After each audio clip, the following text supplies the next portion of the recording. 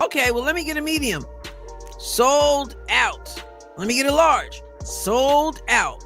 Let me get an extra large. Sold out. Hey, 2XL. Sold out. Did you witness Sophie Cunningham's recent incident? When she first joined the Indiana Fever, an extremely incredible incident happened. This isn't your normal player introduction. Instead, it's something that has everyone talking. Sophie Cunningham, we know she showed up in Indy yesterday. She did her press conference. She sent a strong message about a championship and also to the players in the league. I'm feisty, I'm fierce, I'm sassy. I stick up for my teammates. I stick up for myself, and I think that's a good thing. She let us know. Sophie's personality was on full display during her press conference, and she immediately told everyone that she is outspoken and someone who stands up for herself and her teammates. Sophie immediately made it apparent that she would be providing the competitive edge and fire that Fever fans have been longing for. Warning has been served on various fronts.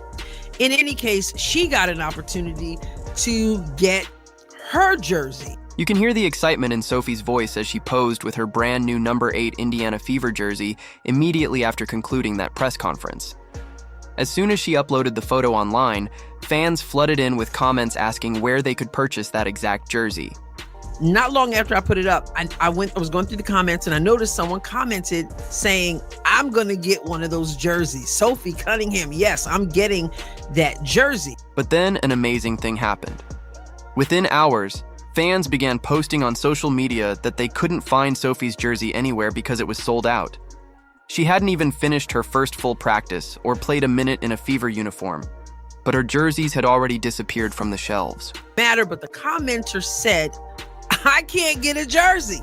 These jerseys are gone. These jerseys are about sold out. Can't get one. And I was thinking, wow. Fans were already emptying out the retail racks for Sophie's gear after she had just finished her first workout as a member of the Fever, which is completely crazy. This all happened immediately after Sophie had finished her first gym session with Keith Porter. Just showed up in Indiana, just had her press conference, just got in the gym already. I know she got in the gym with Keith Porter, knocking down shots, working on stuff. The jersey that you just saw her highlighting, got my jersey, finally here. Good luck getting. When supporters flocked to get Sophie's jersey, the team store website was overwhelmed by the volume of traffic. Without playing a single minute for Indiana, her jersey sold out faster than nearly any other WNBA player in history. The organization was totally unprepared for the amount of demand for what most people would consider a role player, and the merchandise team is likely still rushing to replenish as soon as possible. Look, I went this morning, I said, let me go see for myself what's up with the sale of the jersey, just because I had seen that comment. So I came on over to the team store. You can get Pacers gear, Fever gear. So here is Sophie Cunningham's jersey. It's the front of the jersey. There's the back of the jersey. To what extent are those digital shelves empty? I pulled up the official team store website to see exactly what's left of Sophie's inventory, and the numbers left me stunned. Let me walk you through what's currently available on the Indiana Fever website. The merchandise team is dealing with something they never prepared for. A jersey sellout so complete that it's practically unheard of for a newly acquired player. Hey, over here, adult Indiana Fever number 8 Sophie Cunningham Rebel Swingman jersey in red by Nike, $130. Okay, so look at this. There's a size extra small available. Needless to say, that one ain't for me. So this is, look at the rest of these. If you want a small, here's the sign. Here it is right here. Sold out. Right between medium and extra large. The website flashes that menacing low stock one item left warning, as if you're trying to grab the last diamond in a jewelry store. And the only size you might be able to find right now is an extra small. Every single size has completely disappeared from the site as if they never existed. As customers joyfully dropped $130 per jersey to demonstrate their instant support for Sophie, the product team is in real-time panic as the shelves are empty and Barron sits in the computerized stockroom. Cunningham just showed up in Indy. hasn't played a game yet. And that commenter wasn't lying. If you're extra small, I guess you can grab up that one left. That's wild. I guess the message has been sent. The organization is going to have to make sure they have plenty in stock. Why is this even more remarkable? You can see other players' jerseys in various sizes waiting to be bought on the website right now without any problems. But Sophie's appeal totally caught them off guard because those went faster than free food at a college event. Normally, the merchandise department places conservative orders for role players, saving those large orders for well-known celebrities. Sophie's jerseys are gone, all of them, including the extra large ones. And I can already hear the emergency call that we need to boost production right away. I'm not kidding. Plenty in stock. Right now, low stock, one item left, and the rest of these sold to... They are currently rushing like mad to replenish before the season even begins. The merchandise team is in full-on panic mode as they try to figure out how to take advantage of this phenomenon. This type of instant sellout typically only occurs with league superstars or #1 draft picks, not for reliable role players who recently joined the team through a trade. The panic at merchandise headquarters reveals what may be the best-kept secret in the NBA. You know, all those people who claim that Indiana fans are simply following Caitlin Clark are completely mistaken. These fans are spending more money than any other group of women's basketball fans, and it's forcing other teams to green with envy. Now, I gotta say this because I've said this before, and this is yet another example. Indiana Fever fans. I'm not talking about the people they've been made out to be by people out there, by media, by WNBA players and coaches. I'm not talking about that. I'm talking about real Indiana Fever fans. Don't just talk the talk. They walk the walk. Let's discuss what has been going on here for years. The narrative that Indiana Fever fans are bandwagon jumpers or only interested in star players is totally upended by Sophie Cunningham's situation, as they are demonstrating that they are a force to be reckoned with in the WNBA, supporting each and every player on the roster with their voices and their money. They buy merch, basketballs, Caitlin Clark basketball. They're begging to buy Caitlin Clark's Nike shoe when that shows up. They're buying jersey. What sets Indiana fans apart from other WNBA fan bases is that while supporters of other teams may debate game strategy or leave encouraging comments online, Fever fans are pulling out their credit cards and showing their loyalty with tangible purchases. We're talking about a movement so strong that it's revolutionizing the entire franchise. I got sweatshirts, t-shirts, different things. They're buyers. I'm not saying that no other fans are buying stuff because obviously people are wearing stuff in stands. But it is Indiana Fever fan. As Renee Montgomery of the Atlanta Dream wisely noted, Indiana Fever supporters are distinct from those of other teams. Once a player signs with the team, they immediately get thousands of ardent followers who will be there for them from the start. The town, right? Renee Montgomery of the Atlanta Dream. They not like us, Renee. Those who say it's not about Caitlin, I'm not saying again that no other fans are buying stuff. That's obviously not true. But you cannot, just like you can't compare other players to Caitlin Clark and the effect she has, you cannot compare other fans. Consider it. Sophie is already being treated like a franchise by fans, even though she hasn't played a single minute in a Fever outfit. Role players rarely sell items in other markets until they establish themselves on the court. But in Indiana, each player is celebrated and respected.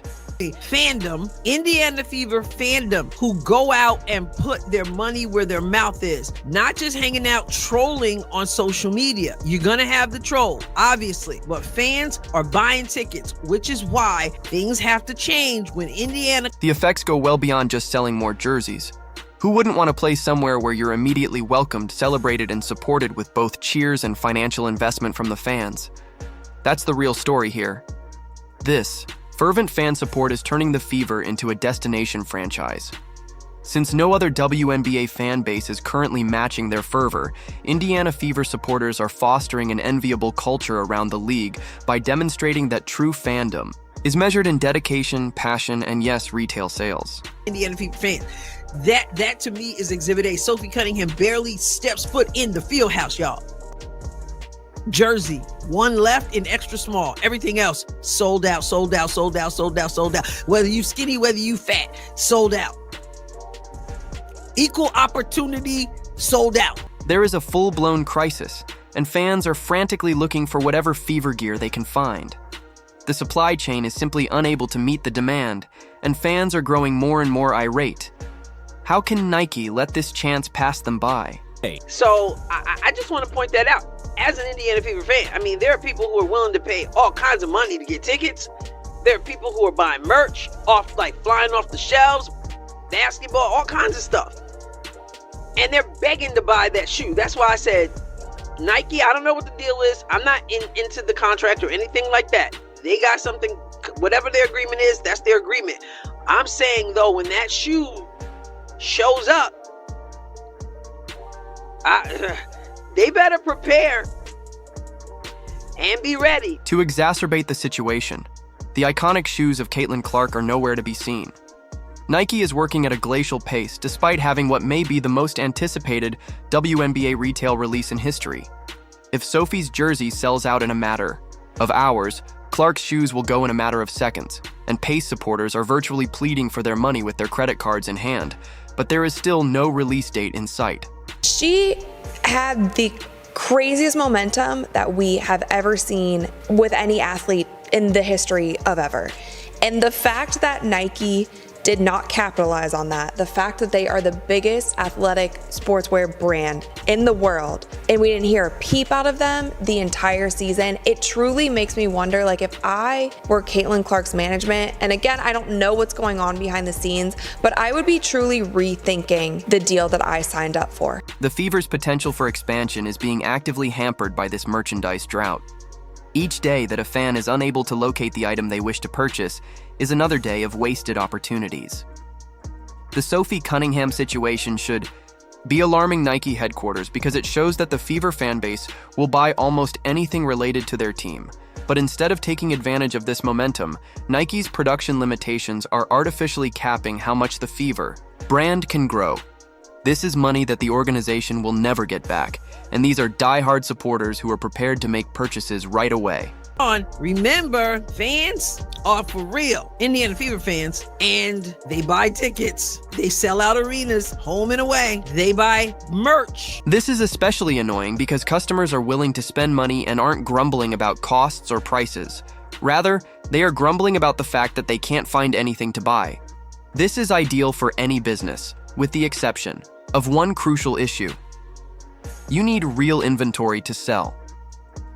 Nike and the Fever organization must immediately drastically increase output. Additional jerseys.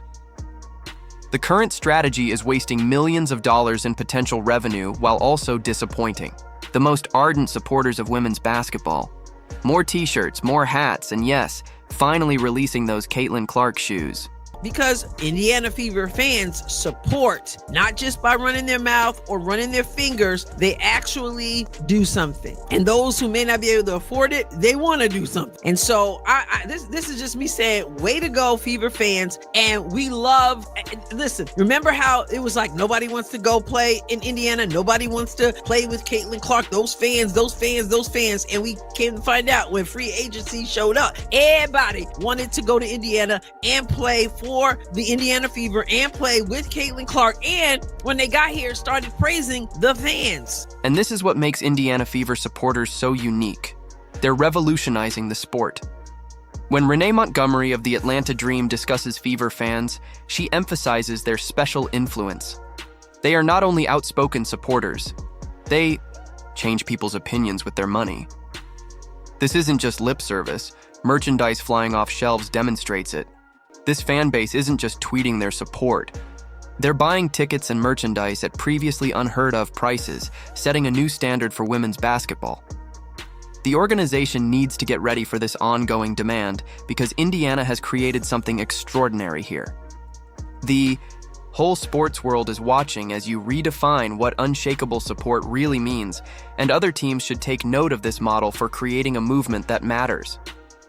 Indiana Fever fans are more than simply spectators. They are driving a revolution in women's basketball.